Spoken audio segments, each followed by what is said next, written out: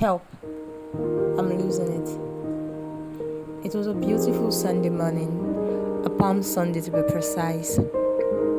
I remember it felt like it was yesterday, with my blue vintage tie and a sparkling white shirt that I'd often joked could bring light to the eyes of a blind man. It was barely 8:30 a.m. and I was set to head out to church when I heard the scream of my neighbor's daughter Clara, a juvenile just preparing for WAEC examinations. I ran off of my house towards the sound of the scream and found her in a pool of her father's blood. Astonished and shaken, I immediately ran towards him to check for a pulse, and to my joy there was a weak pulse. I immediately lifted him up and ran towards my car. It was a good thing Mr. Prince had a smallish stature that aided me to move swiftly. Getting to the hospital was easy, driving at 160 kilometers per hour on a free road empty by church activities and work-free Sunday. I rushed him into the accident and emergency ward, which was at the entrance of the Federal Hospital.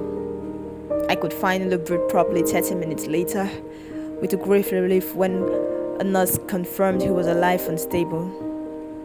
Mrs. Francis rushed into the hospital, all confused and frightened. Hugging her with my blood-stained shirt in a bid to calm her down was doing little or nothing. But eventually she was calm and she was told he was fine. I got back to my house but discovered I had lost my keys. At this point, they could be anywhere, but for some reason, I believed Mr. Francis' apartment was a good start, so I went there to continue my search. I searched the living room, where I found him thoroughly, and eventually saw the keys close to the dining table. Well, I bent down to pick them up, and at that point I saw Clara, shivering in fear under the dining table. I spent 20 minutes persuading her to come out, reassuring her that her dad was fine. But all she whispered was, "No, no, no, I can't go through this again. He has to pay." I was confused, but was focused on getting her out from under the table, which eventually she listened to me and agreed to come out, but gave me a letter and made me promise to read it when I got to my house, to which I agreed to. I got home and decided to change out of my bloody clothing and have a warm bath. I had dinner around 6 p.m. and I decided to open the letter then.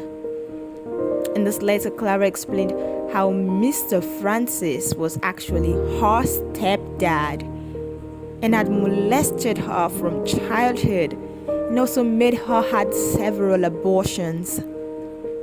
Whenever she tried to confide in anyone, she was called a liar and a manipulator, even by our own biological mother, Mrs. Francis.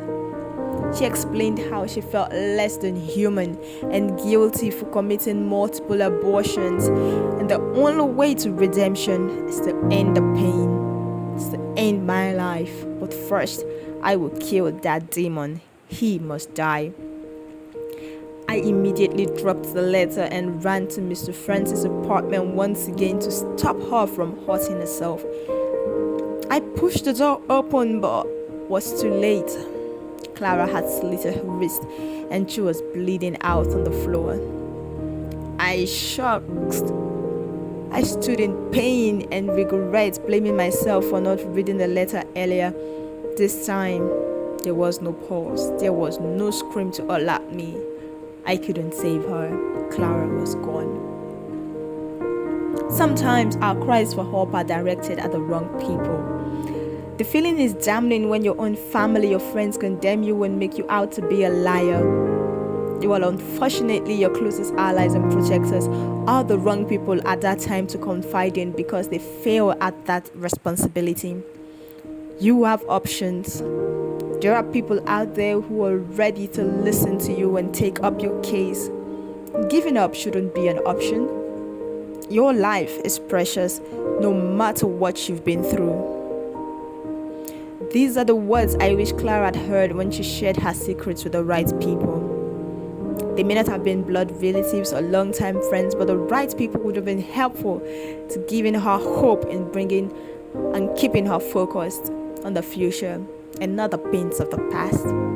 Before you end your story of your life, give yourself the chance for a brand new chapter.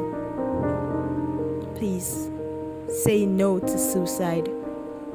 Say no to abuse. Say yes to hope. Say yes to life.